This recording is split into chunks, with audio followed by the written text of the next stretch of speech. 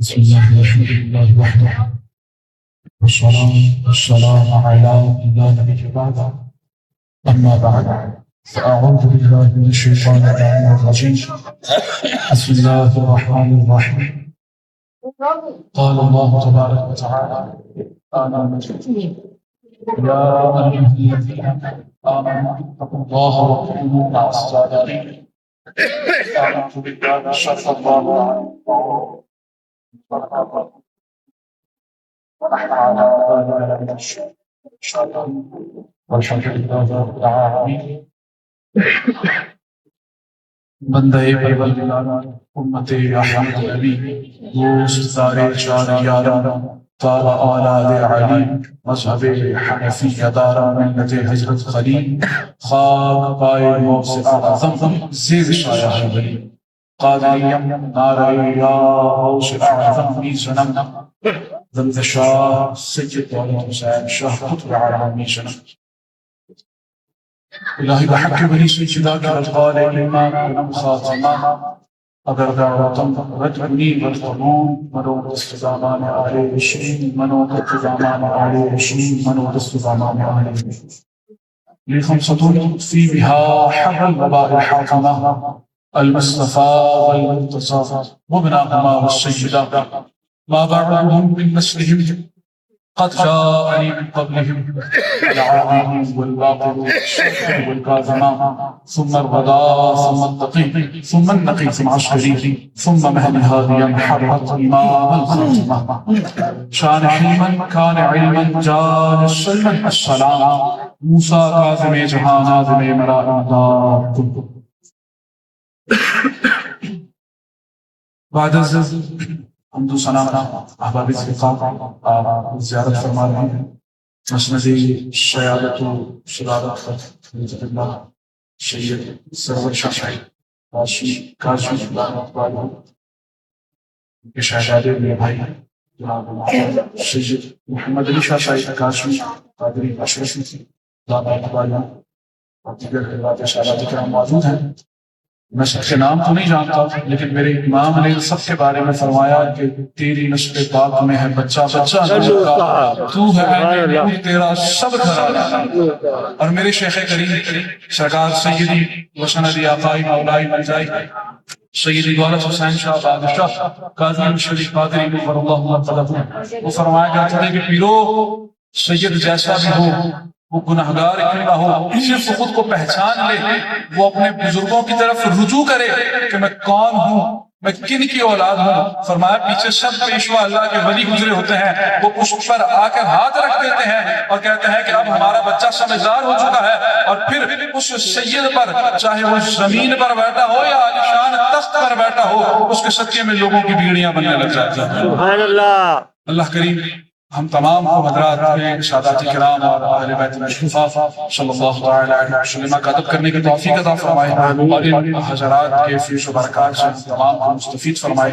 آمین یا رب العالمین. میں نے آپ کے سامنے قرآن کریم کی ایک آیت پڑھی جس میں اللہ کریم ارشاد فرماتا ہے یا ایھا الذین آمنوا اتقوا اللہ وکونوا مع الصادقین.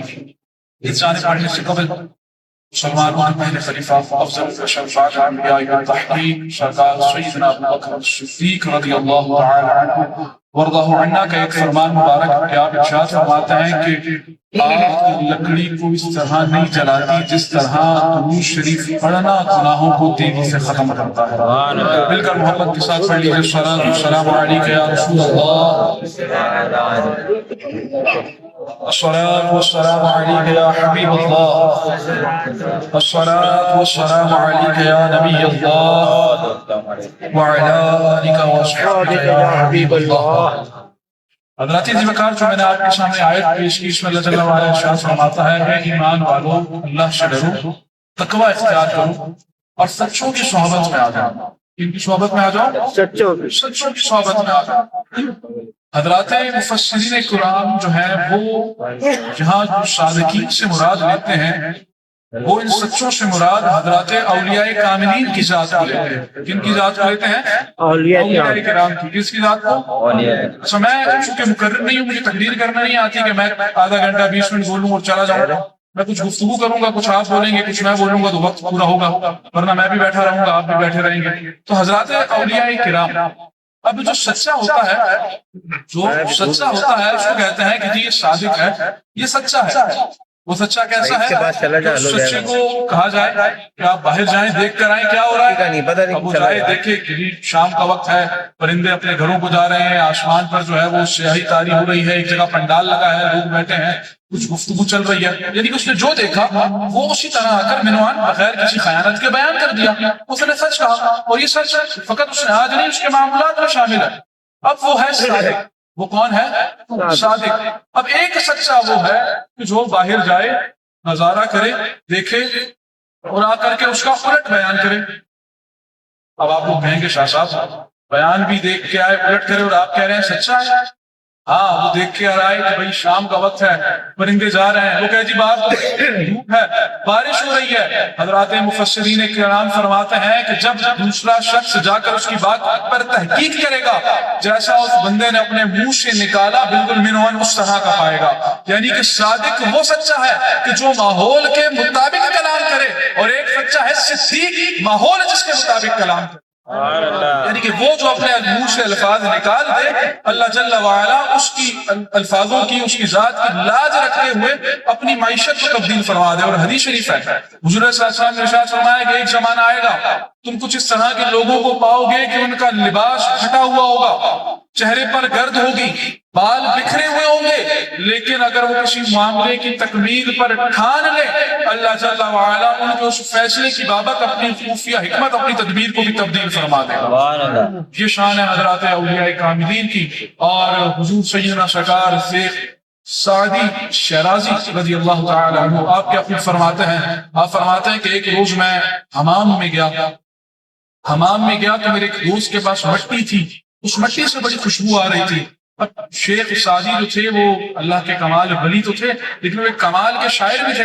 اب شاعر کا اپنا ایک مزاج ہوتا ہے. وہ شیخ سعدی اس مٹی سے بات کرتے ہیں، وہ کہتے ہیں مٹی، تو بھی مٹی ہے، باہر جو پڑی ہے وہ بھی مٹی ہے، تجھ سے اتنی خوشبو کیوں آ رہی ہے؟ تجھ میں ایسا کمال کیا ہے کہ میں تیرے پاس آیا تو تیرے پاس جو ہے خوشبوؤں کے ہلے اٹھنے لگے.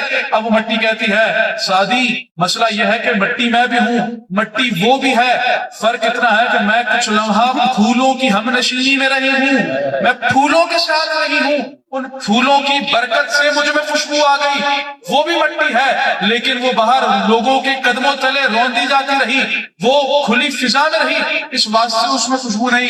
اب شیخ سعدی فرماتے ہیں، اور سعدی کوئی عام بندہ نہیں ہے، ہم نے ایک بڑا مشہور کلام سنا ہوگا، بلغ العلا بکمالہ کشفت دجا بجمالہ حسنت جمیع خصالہ. اس کا جو تخلیق کرنے والا ہے، اس کلام کا خالق سعدی ہے. شیخ سعدی نے یہ 3 جملے لکھے نا، اب چوتھا جملہ نہیں مل رہا، کافی ٹینشن میں آئے اور اسی سوچتے سوچتے سو گئے. جب ظاہری آنکھ لگی، قسمت کی آنکھ جاگی، قبلی والے آقا کا دیدار ہوا. حضور نے فرمایا سعدی کیوں پریشان ہو؟ کہا حضور آپ کی شان میں ربائی لکھ رہا تھا، 3 مصرے لکھ لیے ہیں، چوتھا مصرا نہیں مل رہا، حضور کیا لکھوں؟ حضور نے فرمایا سعدی کیا لکھا ہے سنانا. سعدی کہتا ہے کہ حضور میں نے عرض کیا یا رسول اللہ صلی اللہ علیہ وسلم، میں نے لکھا ہے بلغ العلا بکمالہ کشفت دجا بجمالہ حسنت جمیع خصالہ. کہا کہ جب میں اس جملے پر پہنچا تو حضور نے کہا سعدی بس اتنی سی بات ہے، کہنا یا صلو علیہ وآلہ صلو علیہ وآلہ. کیوں نہ ہو کہ علماء نے فرمایا نا کہ جب تک آپ حضور پر درود نہ پڑھیں، میرے شیخ کریم فرماتے تھے شہید دولت حسین شاہ بادشاہ، آپ نے فرمایا کہ بندہ جتنا درود پڑھتا رہے، جو مرضی صیغہ پڑھتا رہے، جب تک حضور کے ساتھ حضور کی آل کا ذکر نہیں کرے گا وہ درود قبول نہیں ہوگا. حضور کی اپنی حدیث مبارکہ ہے، حضور نے فرمایا کہ میرے صحابہ مجھ پر درود مکمل پڑھا کرو. صحابہ نے عرض کیا یا رسول اللہ یہ مکمل درود کیا ہے؟ حضور نے فرمایا کہ جب مجھ پر درود پڑھو تو میرے ساتھ میری آل پر. وہ شادی ہے جس کی حضور خود تشریف لا رہے ہیں. وہ شادی کہتے ہیں کہ یہاں یہ مٹی تو پھولوں کے ساتھ رہی، اس میں خوشبو آ گئی. وہ شخص، وہ ولی کامل کہ جس کے دست حق سے ان پھولوں میں بھی جان آ جائے، وہ ولی کامل کہ جو منہ سے الفاظ نکالے، اللہ جل وعلا صحرا کو جو ہے وہ سبزہ بخش دے، وہ گنجان آبادیوں میں ہریالی بخش دے۔ جب کوئی شخص اس ولی کی صحبت میں رہے گا، جب وہ اس ولی کے ساتھ اٹھے گا بیٹھے گا، تو کہا کہ پھر وہ سوچے کہ اس کے قلب کا کیا حال ہوگا۔ اس مٹی سے خوشبو آ سکتی ہے تو اس انسان سے خوشبو تو کیا، یہ انسان اس خوشبو سے کئی گنا آگے بڑھ سکتا ہے کہ اس کے قلب پر جب ولی کامل کی نگاہ پڑے گی۔ کیا کہا تھا کہ قلب جاری ہوتا ہے، دل اللہ اللہ کرتا ہے۔ قلب بندہ جو ہے کسی جب ولی کامل کی صحبت میں جاتا ہے، اس کی نگاہ پڑتی ہے دل پر، اور پھر بندے کا ظاہر تو ذکر کرتا ہی کرتا ہے، بندے کا ظاہر تو اللہ جل وعلا کی تعریف، اللہ کی ثنا میں مصروف ہوتا ہی ہوتا ہے، لیکن کبھی اگر زبان خاموش ہو جائے تو اس کا دل اللہ کا ذکر میں مصروف۔ یہ اولیاء کی شان ہے، یہ اولیاء کی صحبت میں رہنے والوں کی شان ہے۔ اور کیوں نہ ہو کہ جب حکم ربی ہے کہ ایمان والو اللہ سے ڈرو، تقوی اختیار کرو۔ حضرات سے پوچھا گیا کہ اب آپ یہ ارشاد فرمائیں، آپ نے اتنا تو بتایا، یہ تقوی ملے گا کیسے؟ کیا یہ جو ہے گھر بار چھوڑ دینے سے مل جائے گا؟ کیا یہ شہروں میں کو چھوڑ کر بیابانوں میں بسیرے کرنے سے ملے گا؟ کیا یہ گھروں سے مہینوں کے لیے دور رہنے سے ملے گا؟ فرمایا نہیں۔ تقوی، اچھا تقوی مل گیا تو بزرگ فرماتے ہیں کہ جب یہ تقوی ہے نا، تقوی مل گیا تو پیچھے کچھ رہتا نہیں ہے۔ سرکار سیدنا عمر فاروق اعظم رضی اللہ تعالی عنہ حضرت کعب الاحبار سے پوچھتے ہیں، کیا کعب میرے بھائی یہ بتاؤ یہ تقوی ہے کیا؟ سنتے تو ہے کہ فلاں بڑا متقی ہے، ہم نے جس گاڑی ٹوپی والے کو، رومال والے کو دیکھا جی پائنچے اوپر ہے، مسجد میں پڑا رہتا ہے، یہ بڑا متقی شخص ہے۔ فرمایا نہیں، تقوی ہوتا کیا ہے؟ فرمایا کہ تقوی کی مثال کچھ اس طرح ہے کہ بندہ گھر سے چلے، صاف ستھرا لباس پہنے، اچھی خوشبو لگائے، عمدہ لباس پہن کر تیار ہو کر اب اس نے ایک منزل پر جانا ہے۔ اب راستے میں کیچڑ بھی ہے، راستے میں کانٹے بھی ہیں، راستے میں مٹی بھی ہے، کھڈے بھی ہیں، پتھر بھی ہیں، اس تمام چیزوں سے اب وہ کیا کرے گا؟ راستے میں کیچڑ میں رگڑتا ہوا آئے گا۔ آپ نے شادی پہ جانا ہے یا میں نے یہاں محفل میں آنا تھا اور میں گھر سے بچ کے گیا، میری راستے میں دھول نہ لگے، مٹی نہ لگے۔ اسی طرح اگر کانٹے آ جائیں تو فرمایا کہ ان کانٹوں سے شاخ سے اپنے کپڑوں کو بچائے گا، یار میرے کپڑے کہیں نہ پھٹ جائیں، بڑا مہنگا لباس ہے، کپڑے بھی پھٹیں گے، جسم پر بھی خراشیں آئیں گی، کیچڑ ہوگا وہ کیچڑ سے بچے گا، کہیں سے دھول اڑ کے آئے گی تو وہ اپنے منہ پہ ہاتھ رکھے گا کہ میرا چہرہ گندا نہ ہو جائے، منزل پہ پہنچنے کے بعد جسم کو جھاڑے گا کہ میں صاف ستھرا رہوں۔ فرمایا کہ یہ جو تقوی ہے نا، تقوی اللہ جل وعلا نے انسان کو زندگی دی، اب اس کی منزل جو ہے وہ قبر ہے۔ راستے کے اندر گناہوں کے انبار ہیں، کہا کہ وہاں پر بدعمالیوں کا کیچڑ بھی ہے، وہاں پر فسق و فجور کے کانٹے بھی ہیں، وہاں پر یہ جھاڑیاں بھی ہیں، شیطان کا مکر و فریب بھی ہے۔ اب بندہ خدا کا یہ کام ہے کہ وہ ان تمام چیزوں سے بچے، وہ ان گندگیوں سے، وہ ان غلاظتوں سے، وہ شیطان کے مکر و فریب سے بچے اور بچ کر اپنی منزل مقصود تک یعنی کہ وہ قبر تک پہنچ جائے۔ فرمایا کہ یہ اس کا تقوی ہے۔ جب اس کو تقوی مل جائے تو آگے پیچھے کچھ رہتا نہیں ہے، کیونکہ جب تقوی مل گیا وہ نماز پڑھتے ہوئے یہ نہیں سوچے گا کہ جی میں 5 مرتبہ دن میں مسجد سے نکلوں گا، مسجد میں پڑھا رہوں گا تو لوگ مجھے نمازی کہیں گے۔ پھر وہ یہ سوچے گا کہ میں کس عظیم بادشاہ کی بارگاہ میں ہاتھ باندھ کر کھڑا ہوں۔ جب اس سجدے میں جا کر یہ نہیں سوچے گا کہ میں نے 3 مرتبہ سبحان ربی الاعلیٰ کہہ کر اٹھ جانا ہے، پھر وہ یہ سوچے گا کہ میرا سر جو ہے وہ کس عظیم شہنشاہ کے آگے جو ہے وہ سجدے میں ہے، میں کس عظیم رب کی پاکی بیان کر رہا ہوں۔ کہا کہ وہ حج اس نیت سے نہیں کرے گا کہ لوگ اس کو حاجی صاحب کہیں، وہ یہ سوچے گا کہ یہ اللہ جل وعلا کا فریضہ ہے، یہ مجھ پر لازم ہے۔ کہا کہ وہ نیکی کے کاموں میں پھر یوں آگے نہیں رہے گا کہ جی لوگ کہیں کہ یہ شخص تو بڑا نیک ہے، یہ تو بڑا امت کا درد رکھنے والا ہے۔ وہ چھوٹی سی چھوٹی چیز کو بھی اپنے لیے توشائے نجات سمجھے گا، آخرت کا جو ہے وہ مراحل سے نکلنے کا ذریعہ سمجھے گا، اور وہ تمام پھر ان مراحل کو ادا کرے گا۔ اور فرمایا کہ جب تقوی مل جائے پھر بندہ راستے سے اگر جو ہے وہ کانٹا بھی اٹھائے گا، وہ کسی ریا کی نیت سے نہیں اٹھائے گا، وہ صرف اپنے رب کو راضی کرنے کی نیت سے اٹھائے گا۔ وہ اگر کچھ درہم و دینار چند صدقہ بھی کرے گا تو وہ اللہ جل وعلا کو راضی کرنے کے لیے بھی کرے گا۔ اور میں نے بزرگوں کا طریقہ دیکھا، ایک تعداد میں جب کسی کے ساتھ بھلائی کرتے ہوئے کہتے ہیں دعا کرو، میں نے ایک بزرگ کو دیکھا وہ بڑے بڑے کام کرتے تھے، یہ نہیں کہتے تھے کبھی کسی کو دعا کرو۔ اس کی ایک مرتبہ حضور یہ کا سلسلہ ہے، بڑے بڑے کام کر دیے، کبھی یہ نہیں فرمایا کہ دعا کرو۔ کہا ان کے لیے تھوڑی کی ہیں، جس کے لیے کیے ہیں وہ دیکھ رہا ہے، وہ اس کا اجر بھی دے گا، وہ اس کا صلہ بھی دے گا۔ ہو سکتا ہے یہ میرے حق میں دعا کرے، وہ بھی قبول نہ ہو، لیکن میری تجارت اس شخص سے ہے کہ جو ایک جو ہے دینے سے قبل کئی گنا واپس لوٹا دیتا ہے. ان اولیاء کاملین کی صحبت میں رہنے سے تقویٰ آتا ہے. یہ تقویٰ کیسے آتا ہے؟ وَكُونُوا مَعَ الصَّادِقِينَ کہ تقویٰ تو اختیار کرو. یہ نہیں کہ جی تقویٰ آ گیا تھا میں متقی ہو گیا، میں حاجی صاحب ہو گیا، میں نمازی ہو گیا، فرمایا نہیں. وَكُونُوا مَعَ الصَّادِقِينَ یہ تقویٰ تیرا تمہیں فائدہ تب دے گا جب تو کسی ولی کامل کی صحبت میں جائے گا. لیکن اب آج مسئلہ یہ ہے کہ ہر گلی کے اندر آستانہ بنا ہوا ہے، ہر جگہ پہ پیر صاحب بیٹھے ہوئے ہیں، چاہے ان کو اپنی نماز پڑھنے نہ آتی ہو وہ شیخ طریقت بن کے بیٹھے ہوئے ہیں. اب آئے کس ولی کی صحبت میں؟ ولی ہے کون؟ تو ہمیں قرآن نے حکم دے دیا ہے نا، وَأَطِيعُوا اللَّهَ وَأَطِيعُوا الرَّسُولَ کہ اللہ کی اطاعت کرو اور اللہ کے محبوب کی اطاعت کرو. اس کے بعد ہوگا کیا؟ فقط فاز فوزا علیما، تم فلاح پا جاؤ گے جب اللہ کی اطاعت کرو گے، اللہ کی محبوب کی اطاعت کرو گے. اب ہم محبوب کی جانب دیکھتے ہیں تو محبوب اپنے اصحاب کبار کو مخاطب کر رہے ہیں. کس کو کر رہے ہیں؟ کس کو کر رہے ہیں؟ صحابہ اکرام کو. کس کو؟ صحابہ اکرام کو مخاطب کرتے ہوئے فرما رہے ہیں. اور وہ صحابہ کے محبوب ان کے بارے میں فرماتے ہیں تم لوگ احد پہاڑ کے برابر سونا صدقہ کرو. میرا صحابی ایک مٹھی جو صدقہ کرے، اس کا وہ ایک مٹھی جو صدقہ کرنا تمہارے احد پہاڑ کے برابر سونا صدقہ کرنے سے زیادہ افضل ہے. انہیں صحابہ کو مخاطب کر کے فرما رہے ہیں کہ اے میرے صحابہ میں تمہارے درمیان دو بھاری چیزیں چھوڑ کر جا رہا ہوں. ایک میری اہل بیت ہے، ایک یہ قرآن ہے. ان کو مضبوطی سے تھام لو، تم فلاح پا جاؤ گے. فی زمانہ ہم دیکھتے ہیں بعض لوگوں نے قرآن کو پکڑ لیا، وہ بڑے خوبصورت انداز میں قرآن پڑھیں گے، قرآن کا پرچار کریں گے، قرآن کی تبلیغ کریں گے. لیکن جب حضرات اہل بیت کی باری آئے گی، حضرات اہل بیت کا تذکرہ ہوگا، ان کی شکلیں بن جائیں گی، وہ ان کے ذکر میں جو ہے وہ کمی کریں گے. اور بعض لوگ جنہوں نے اہل بیت کو تھام لیا وہ ہر وقت اہل بیت کے ذکر میں مگن رہیں گے، لیکن جب قرآن کی باری آئے گی وہ قرآن کی تعلیمات کو ماننے سے انکار کر دیں گے. وہ احکام جو قرآن نے مانے ہیں وہ ان سے جو ہے وہ منحرف ہو جائیں گے. اب ہم قرآن کی طرف دیکھتے ہیں، قرآن ہمیں کیا سکھاتا ہے؟ قرآن ہمیں جہاں اہل بیت کے قصیدے پڑھ کر سناتا ہے، قرآن میں جہاں ہمیں انا اعطیناک الکوثر نظر آتا ہے، قرآن میں جہاں ہمیں انما یرید اللہ لیذھب عنکم الرجس اہل البیت ویطہرکم تطہیرا کی شان نظر آتی ہے، قرآن میں جہاں ہمیں قل لا اسألکم علیہ اجرا الا المودۃ فی القربى نظر آتا ہے، قرآن میں بھی ہمیں رضی اللہ عنہم ورضوا عنہ بھی نظر آتا ہے. قرآن یعنی ہمیں اہل بیت کی شان بھی سکھاتا ہے، قرآن ہمیں اصحاب کبار کا ادب بھی سکھاتا ہے. اور جب ہم قرآن سے ان دونوں کو دیکھتے ہیں تو مؤرخ نے کیا خوب لکھا کہ حضرات حسنین کریمین جو ہے ریاست سے گزر رہے ہیں، دیکھتے ہیں کہ سامنے سے سرکار سیدنا فاروق اعظم رضی اللہ تعالی عنہ تشریف لا رہے ہیں. اب وہ آپ کو دیکھ کر پلر کے پیچھے چھپ جاتے ہیں.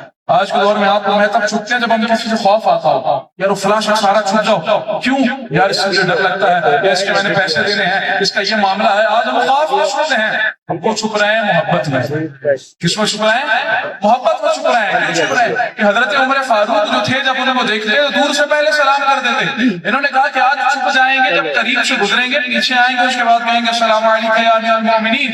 اب جیسے وہ پلر کے نیچے چھپے فاروق اعظم قریب آتے ہیں، قریب آتے ہیں کہتے ہیں السلام علیکم یا ابن رسول اللہ، اے رسول اللہ کے شہزادے آپ پر سلام ہو. اب سرکار امام حسن لجپال کو بڑا تعجب ہوا. آپ نے کہا کہ امیر المومنین میں تو چھپ گیا تھا، آپ نے مجھے کیسے دیکھا؟ تو انہوں نے کہا اے شہزادے یہ کس نے کہا آپ کو کہ عمر آپ کو دیکھ کر سلام کرتا ہے؟ ارے میرے محبوب نے فرمایا تھا حسن و حسین دنیا میں میرے پھول ہیں، عمر تو آپ کو سونگھ کر آپ کا سلام کر دیتا ہے.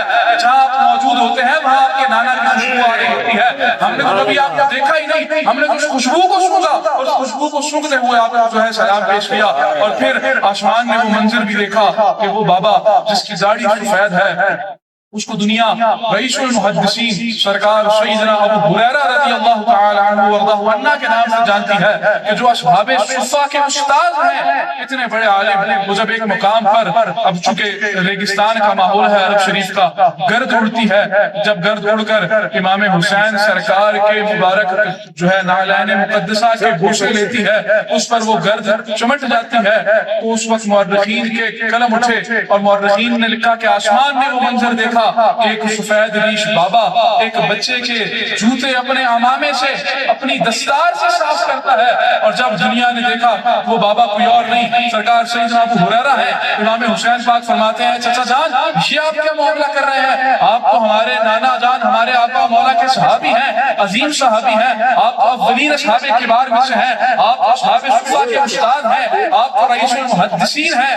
فرمایا کہ اے حسین میں تجھ سے بھی محبت کرتا ہوں، میں تیرے باپ علی سے بھی محبت کرتا ہوں، میں تیری ماں جناب سیدہ سے بھی عقیدت رکھتا ہوں، اور یہ تمام اس وجہ سے کہ تم حسن و حسین ہو نہیں، اس وجہ سے کہ تم مصطفیٰ کے شہزادے ہو، تم مصطفیٰ کی آل ہو۔ آج کل دیکھیں کہ اس سرکار سیدنا ابو ہریرہ کے اس عمل سے ہمیں درس ملتا ہے۔